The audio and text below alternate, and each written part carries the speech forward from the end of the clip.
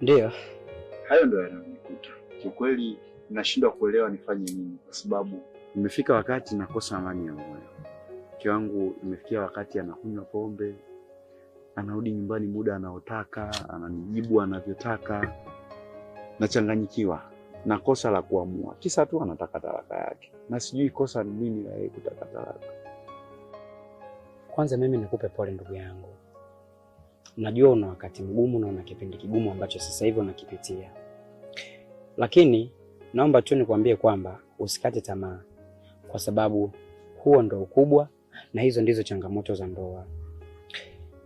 Labda mimi binafsi kusema nitakushauri kwamba ni namna gani ufanye ili upate suluhu ya hili tatizo kidogo kwangu inakuwa ngumu, kwa sababu wewe finally ndo mwamuzi wa mambo yote haya.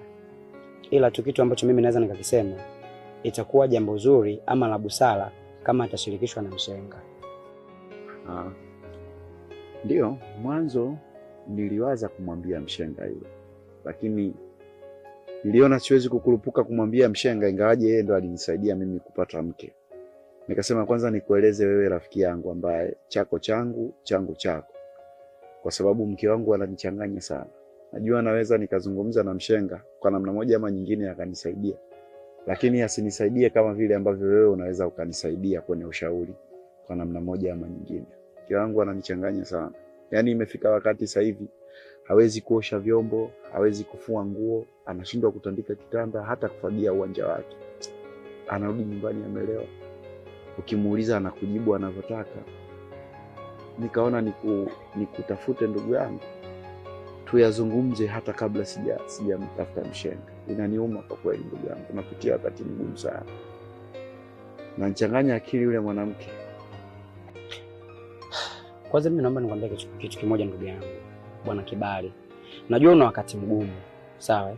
Ila wakati uliokuwa nao usikufanye kuchanganyikiwa, kwa sababu ndo wakati ambao unatakiwa utulize akili ili upate maamuzi mazuri ambayo yatakuwa na amani kwenye nyumba yako. Sitaki kuamini kwamba haya ambayo yanatokea hayana sababu. Kila kitu ambacho kinatokea sababu zinakuwepo. Ila tu kitu ambacho naweza kusema, labda mwenzako hajakuweka wazi sababu ya haya yote ni nini. Kwa hiyo issue ya msingi, hebu tujaribu kuzungumza na mshenga, naye tuone kwenye hili atatoa ushauri gani ama atatusaidiaje, kwa sababu yeye ndo mtu ambaye pia toka mwanzo wa hii ndoa alihusika kwa namna moja ama nyingine. Basi sawa. Lakini pole pia hata hivyo kwa kufika, maana umekuta hujafika chochote. Si unajua tena sasa hivi hapa piku hapa.